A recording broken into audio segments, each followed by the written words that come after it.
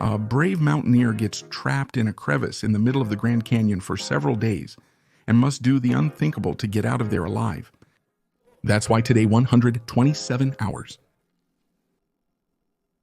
If you enjoy the videos, please support the channel by liking, subscribing, and enabling notifications.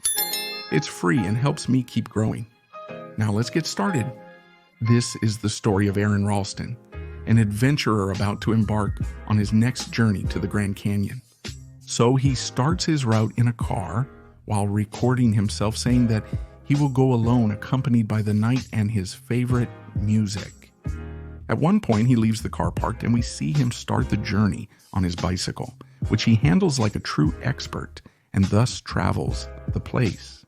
Although he's 4.5 hours away from the exploration area, he accelerates to arrive sooner. Shortly after, he falls on the way, but he doesn't pay much attention to it, and he doesn't hesitate to keep going until he reaches a log where he secures the bike, because he must do the rest on foot. He starts climbing the mountains and soon spots two eye-catching girls. So he decides to approach them and discovers that they are lost. Our adventurer offers to guide them, and officially we meet Christy and Megan, who, with a bit of embarrassment and fear of being a stranger, accept his help. They walk along the path together, conversing to learn more about one another. And when they reach a specific point, he offers them to take a shortcut that will make the journey more fun and exciting. They enter a narrow path where it's revealed that Aaron, an engineer, dedicates himself to these trips. Soon after, he reassures them that everything will be fine, right before allowing himself to fall into the deepest part of the rocks. The girls' first reaction is fear, but they hear Aaron fall into the water and then he starts singing to tell him he's okay. So they decide to trust him and also let themselves fall into the lake that's inside the cave, this becoming the happiest moment of the entire movie. While they're there, Aaron takes the opportunity to record some videos with them, and they also take the last souvenir photo before saying goodbye. The girls will take a different route, but first invite him to a party happening the following day. So Aaron goes on alone and enters another narrow path to take more photos. And when he tries to descend very carefully, the rock that was holding him falls, causing him to fall as well, and his hand gets trapped. Despite this, the boy seems to keep calm, although we see a large blood stain on the rock. And when he makes the effort to get his hand out of there, he realizes that he is really trapped. Then he starts to panic a little. There, he tries to kick the huge rock to move it, and also uses his shoulder to somehow push it, but he can't do anything. He then considers shouting the names of his new friends, but considering that he is in a deep point in the middle of the desert, no one hears him. After calming down a bit, he decides to organize his belongings on the rock, trapping him, to know what he can use. And there he realizes that he is running out of water. He also checks that his camera and flashlight are working well, and he takes his small knife to start chipping away at the huge rock. But at one point he drops it, and after much effort, he manages to retrieve it.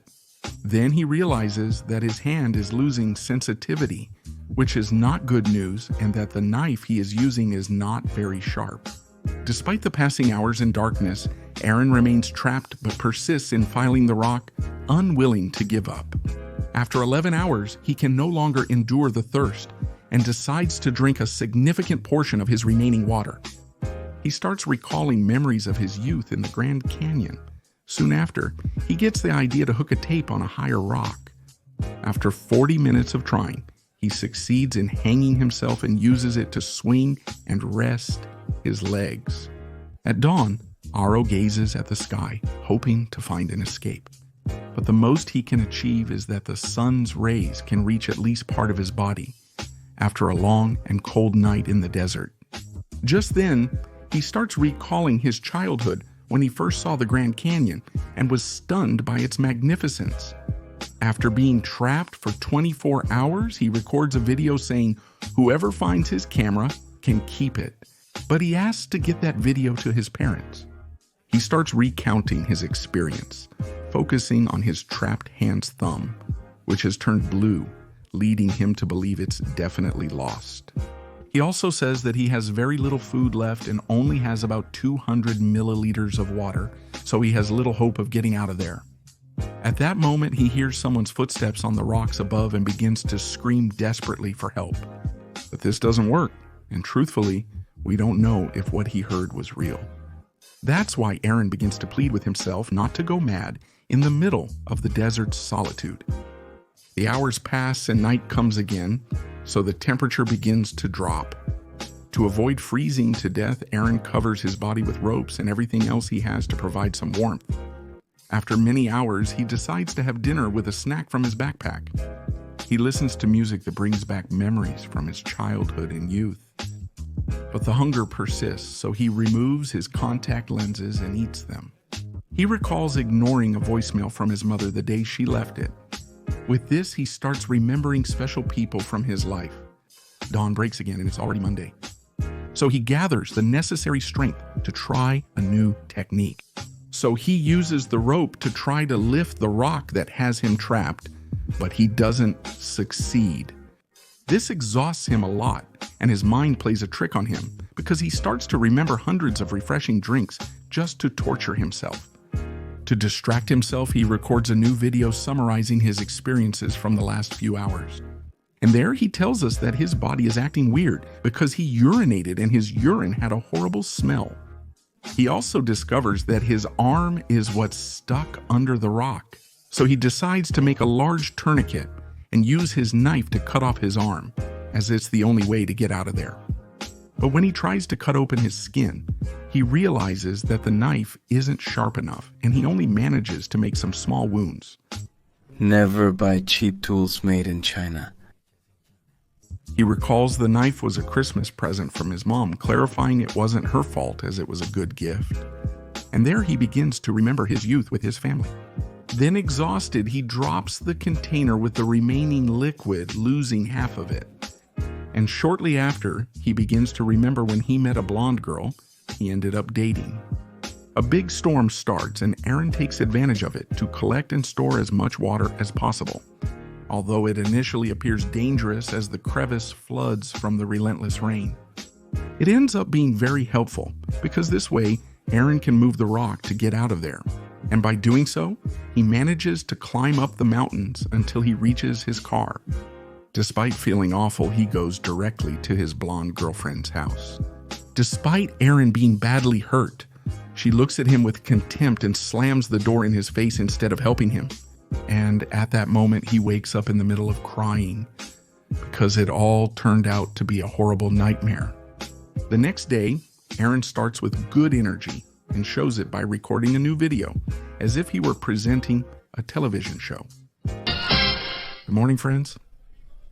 In this video, he pretends to interview himself to apologize to his mom for not answering her call or saying where he went.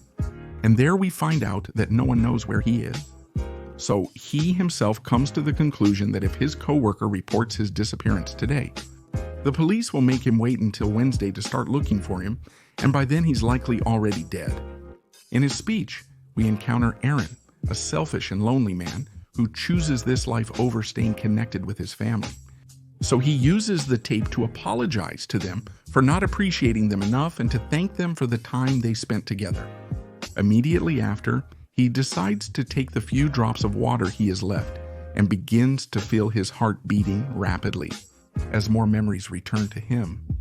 And without anesthesia and without thinking much, he stabs the knife into his arm with all his strength to prevent the blood from clotting more in his body. Then the hours keep passing and Aaron can't stand the thirst, so he starts drinking his own urine to avoid dehydration. And then he starts to see the last moments of happiness that he lived with the girls he recently met. And so he fills himself with motivation to keep trying. Later, he wakes up when his arm is surrounded by insects, as with the passing of the days, the wound is rotting. And the pain he feels makes him remember the moment when the blonde girl broke up with him in the middle of a game. Then he decides to record another video saying that time passes slowly, that his heart beats very fast, and his body heat is dropping rapidly. And he starts having hallucinations with his relatives. Still, he keeps talking to the camera, telling Rama he has thought about her a lot. And there he sees that his family and friends sit on a couch in front of him to watch him. Suddenly, something catches his attention. He imagines the future moments he will miss out on because he is about to die. He sees his future son, and this drives him to desperately keep trying to file the rock, but he really doesn't achieve much with this other than falling from exhaustion. But later, he continues to have visions and bravely decides to break his arm bone. He starts cutting the soft flesh with the knife. Although this seems painful, what follows is the hardest part. With the wound open, he has no choice but to cut the nerves one by one, causing indescribable pain in each. Despite this, he can't back down now. And with the motivation of imagining his little son, he keeps going while begging himself not to faint. Within seconds, he uses all his strength to free himself from the rock, just like us. Aaron is in a state of shock, seeing one of his limbs trapped in the rock while he is free, and he will have to leave it there in order to survive. He quickly makes a tourniquet with the things he has and, despite the pain, takes all his things. Before leaving, he photographs the body part he's leaving in the crevice and bids the place farewell. Thank you. He takes his rope and begins exiting the cave. Due to his excitement, he screams louder than ever to escape the place where he nearly died for days. From the top, he notices natural water below, so he puts his greatest effort into lowering the huge rocks with one arm. Upon arrival, he throws himself into the dirty-looking puddle, unconcerned about its cleanliness. He continues under the scorching sun, searching for an exit in the vast desert, using his remaining strength to survive. But it seems more and more difficult because he is clearly in his last moments. He suddenly spots silhouettes of people in the distance and cries out for help to get their attention. And they finally go for him. It's a family who are surprised to see him, but still help him with some water. Meanwhile, he tells them what he has experienced in the last few days. And even though they advise him to rest a bit, Aaron just wants to keep going to see his family. The people lead him to a rescue group that had been searching for him. Soon after, a helicopter arrives and rescues him. Later on, we see Aaron being interviewed by many journalists, experiencing new things and swimming without one of his hands, being watched by his family and friends. In reality, Aaron's premonition came true when he met his wife, Jessica. 3 years after this, and together they had a son named Leo. Aaron continues to climb and explore canyons, despite his past experiences. But now he always leaves a note stating the place he will visit. This was 127 hours. Comment which movie you'd like me to summarize next. Like, subscribe, and hit the bell to stay updated with new videos.